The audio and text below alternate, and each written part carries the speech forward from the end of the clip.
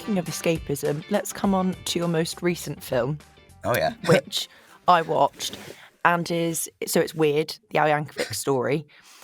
And it is one of the most bizarre things I've ever seen in the cinema.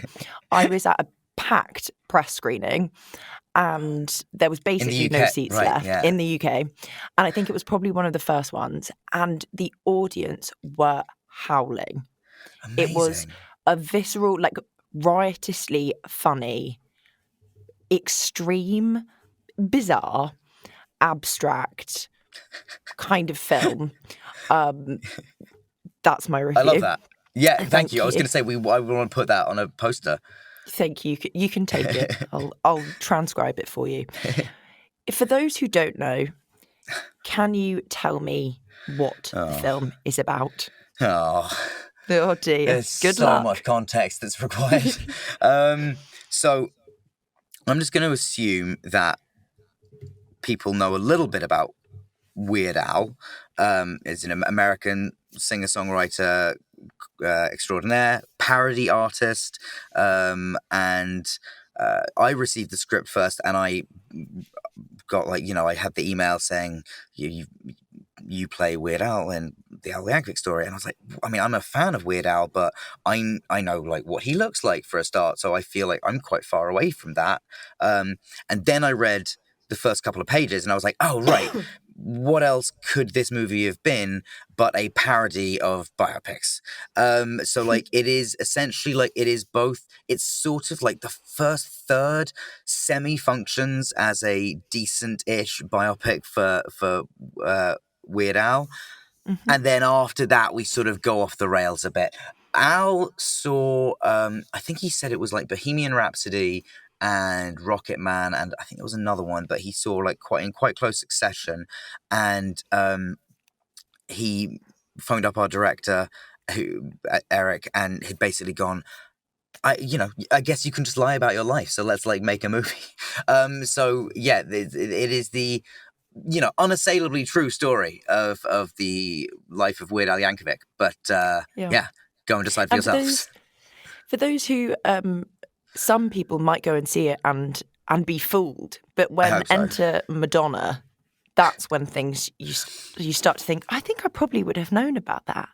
I mean, I think there are moments earlier than that, and I think that's one too, but I've still seen people say like, well, there weren't as many cameras back then, you don't know, maybe that was going on, you don't know what was going on behind the scenes. So there's a hilarious amount of, I think in the first few days after the trailer came out, one of the top Google searches were like, was Weird Al and Madonna a thing?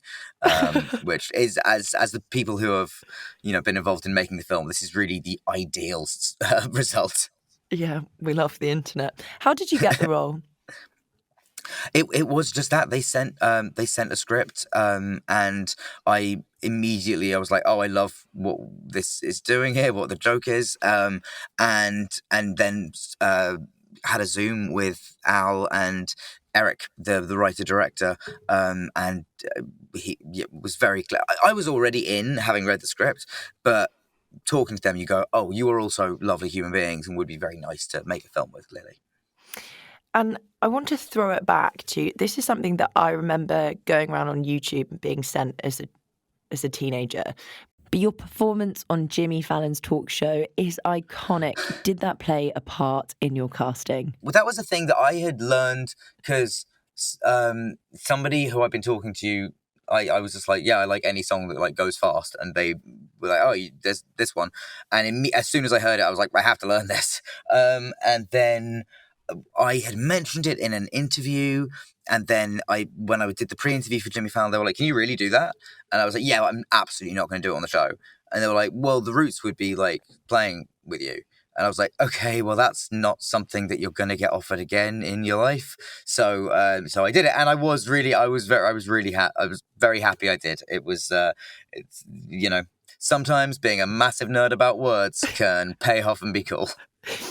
So you're also very into rap. So what does music mean to you, and did that draw you towards the project?